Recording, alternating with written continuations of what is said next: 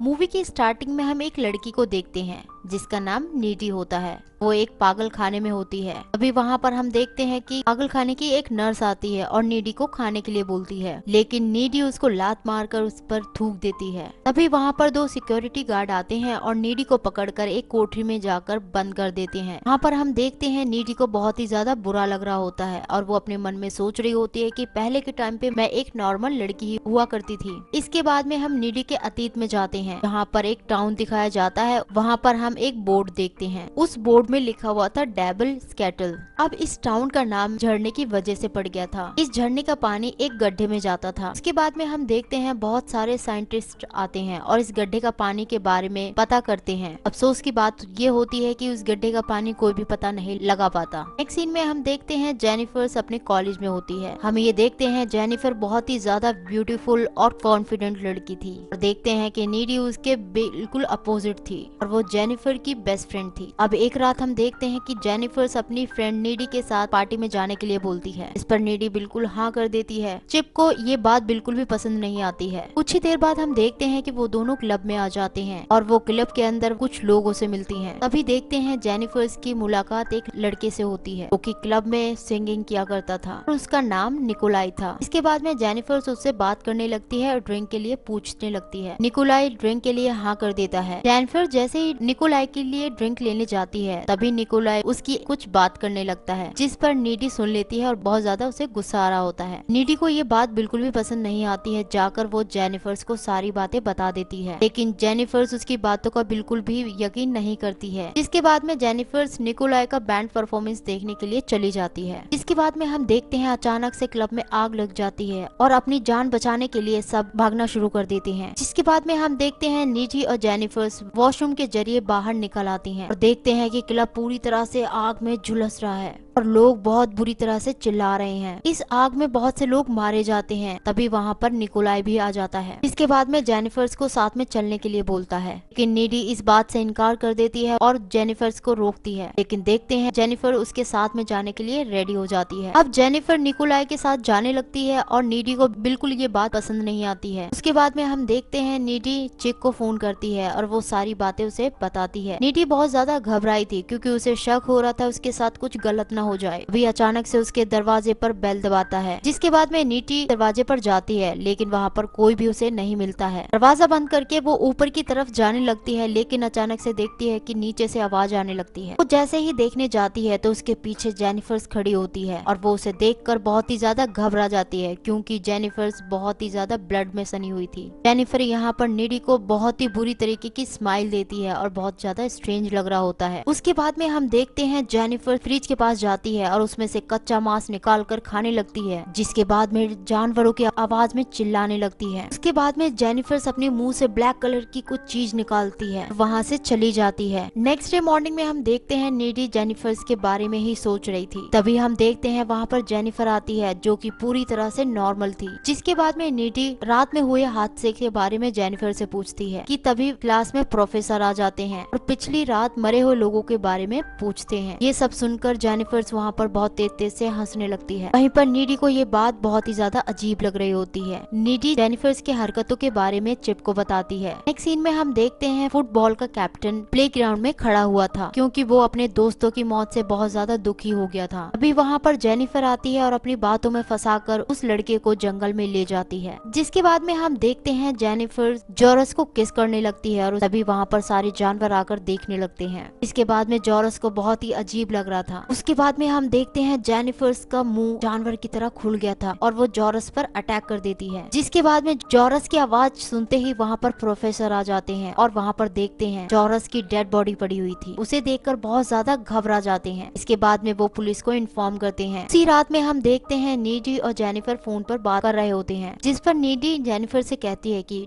Town में हो रही चीजों से मैं बहुत ज्यादा परेशान हो रही हूँ, लेकिन जेनिफर को इन सब बातों का बिल्कुल भी फर्क नहीं पड़ता है। यहाँ पर हम देखते हैं जेनिफर एक लाइटर से जीभ में लगाती है, लेकिन उसे आग से कुछ भी नहीं हो रहा था, इससे कि हम समझ पाते हैं कि जेनिफर के साथ कुछ न कुछ बुरा हुआ है। नेक्स्ट डे मॉर्निंग में हम देखते हैं कॉलेज में जॉरस को सारे के सारे श्रद्धांजलि दे रहे होते हैं। तभी क्लास में प्रोफेसर आकर ये बताते हैं लोग शोल्डर बैंड का सॉन्ग इतना ज्यादा फेमस हो गया कि उसे एंथम की जैसे ही गाने लगे हैं और बैंड अपनी कमाई का 3% का हिस्सा मरने वाली फैमिलियों को देने लगे हैं। इस पर नीडी बोलती है कि बाकी का 97% कहाँ जाएगा, वो भी तो उन्हें डोनेट कर देना चाहिए। उसके बाद में हम देखते हैं बाहर कॉलिंग नाम का एक लड़का जेनिफर्स को डेट के लिए ऑफर करता है, जिसके बाद में जेनिफर्स वहाँ का एड्रेस दे देती है जहाँ पर कंस्ट्रक्शन का वर्क चल रहा था। नेक्स्ट सीन में हम देखते हैं कॉलिंग उसी बिल्डिंग में जाता है जहाँ पर चारों तरफ अंधेरा अंधेरा था और वो बहुत ज्यादा डर जाता है। जिसके बाद में कॉलिन वहाँ पर आगे बढ़ता है, तभी पीछे से जेनिफर्स उसे आवाज देती है और उसके पास में जाने लगती है। भी हम देखते हैं कि जेनिफर्स की आंखों का कलर चेंज होने लगता है, जिसके बाद में कॉलिन बहुत ज्यादा डर जाता है। तभी देखते हैं कि जेनिफर्स उसको मार डालती है और उसका मांस खाने लगती है। वहीं दूसरी तरफ हम नीडी को देखते हैं जो कि चिप के साथ इंटीमेट हो रही थी। भी उसे जेनिफर्स के विजन आने लगते हैं और वो बहुत ज्यादा डर जाती है। उसके बाद में वो वहाँ से चली जाती है। एक सीन में हम देखते हैं नीडी अपनी कार को लेकर निकल जाती है। रास्ते में उसे जेनिफर दिखती है जो कि उसके कार पर जंप कर देती है। नीडी इन सब चीजों से बहुत ज्यादा डर जाती है और घर आने के बाद में बहुत ज्यादा रोने लगती है। इसके बाद में वो अपने रूम में जाने लगती है, तभी वहाँ पर जेनिफर को देखती है। उसके बाद में हम देखते हैं जेनिफर नीडी के पास में जाने लगती है, लेकिन नीडी इन बातों से बहुत ज्यादा डर गई थी। इसके बाद में जेनिफर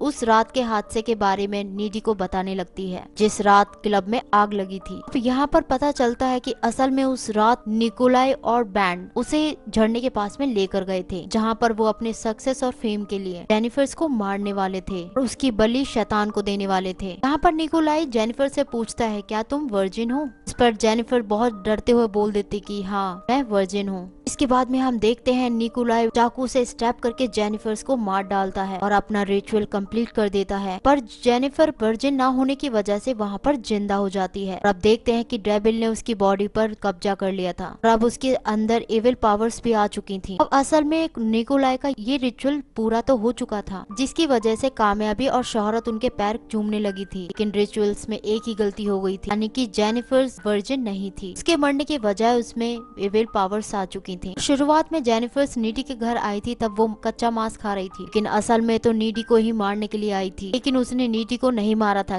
क्योंकि वो जेनिफर की बेस्ट फ्रेंड थी और वो कच्चा मांस खाकर वहीं से चली गई थी। ये सारी बातें जेनिफर नीडी को बताते हुए अपने हाथ में एक कट लगाती है जो कि तुरंत हील हो जाता है। ये देखकर नीडी बहुत ही ज्यादा घबरा जाती है। इसके बाद में नीडी जेनिफर को अपने घर से जाने के लिए बोलती है। इसके बाद में जेनिफर घर की विंडो से कूदकर चली जाती है। नेक्स्ट डे मॉर्निंग में नीडी कॉलिन के फ्यूनरल में जाती है, लाइब्रेरी में जाती है और नीडी को ये पता चलता है कि जेनिफर को वर्जिन समझकर उसे मार डाला है, लेकिन जेनिफर के ऊपर डेविल ने कब्जा कर लिया और उसके अंदर एविल पावर्स आ गईं। अब वो जेनिफर नहीं रही। अब यहाँ पर हमें पता चलता है कि जेनिफर को सुंदर रहना है तो इंसानों को मारकर खाना पड़ेगा और जेनिफर को मारने का सिर्फ एक ही तरीका है, उसके दिल पर वार करना। यहीं पर हम देखते हैं नीडी को बहुत ज्यादा चिप की चिंता होती है क्योंकि उसे ऐसा लग रहा होता है कि जेनिफर उस पर अटैक करने वाली है। नीडी यहाँ पर सारी बातें चिप को बताती है, लेकिन चिप उसकी बातों पर विश्वास नहीं करता है और वो वहाँ से चला जाता है। नेक्स्ट सीन में हम देखते हैं सारे स्टूडेंट्स पार्टी के लिए रेडी हो रहे थे। अब नीडी फंक्शन में पहुंचकर चिप का इंतजार करने लगती है। उसी तरफ हम देखते हैं चिप पैदल पैदल फंक्शन के लिए आ रहा था। वहीं पर हम देखते हैं जेनिफर चिप को रोक लेती है और वो नीडी के खिलाफ भड़काने लगती है और बहुत बुरा बुरा बोलने लगती है। वो बताती है कि नीडी तुम्हें चीट कर रही है। बातों बातों में ही जेनिफर चिप को सेड्यूस करने लगती है और उसको लेकर एक अबैंडन्ड जगह आ जाती है। वहीं दूसरी तरफ हम नीडी को देखते हैं। उसे एहसास होता है कि वो चिप को हार्म पहुंचाने वाली है, जिसके बाद में वो बहुत परेशान होकर चिप को ढूंढने के लिए निकल जाती है क्योंकि वो अभी तक डांस पार्टी में नहीं पहुंचा था। वहीं दूसरी तरफ हम देखते हैं जेनिफर चिप को बहकाती है और चिप को ये सारी चीजें अच्छी नहीं लग रही होती हैं क्योंकि वो नीडी को बहुत ज्यादा प्यार करता था। उसके बाद में हम देखते हैं जेनिफर चिप को पानी में गिराकर मारने लगती है। उसके बाद में नीडी वहाँ पर पहुंच जाती है और थोड़ी देर में देखते हैं कि जेनिफर उन दोनों पर अटैक करने लगती है, इससे कि चिप की वहीं पर मौत हो जाती है। इसके बाद में जेनिफर वहाँ से भाग जाती है, लेकिन नीडी को उसकी मौत का बहुत ही ज्यादा अफसोस होता है और वो बहुत ज्यादा रोने लगती है। नेक्स्ट सीन में हम देखते हैं नीडी जेनिफर के घर जाती है और उससे बहुत ज्यादा लड़ने लगती है। थोड़ी देर बाद देखते हैं कि दोनों में फाइट बहुत ज्यादा होने लगती है। इसी दौरान हम देखते हैं जेनिफर नीडी के शोल्डर पर काट लेती है। इसके बाद में नीडी जेनिफर के गले से BFF का लॉकेट देखती है और उसे निकाल देती है, जिसके बाद नीडी जेनिफर को मार डालती है और देखते हैं जेनिफर की मौत हो जाती है। इसके बाद में हम देखते हैं जेनिफर की मॉम देख लेती है। इसके बाद में नीडी को जेनिफर की मौत की सजा हो जाती है।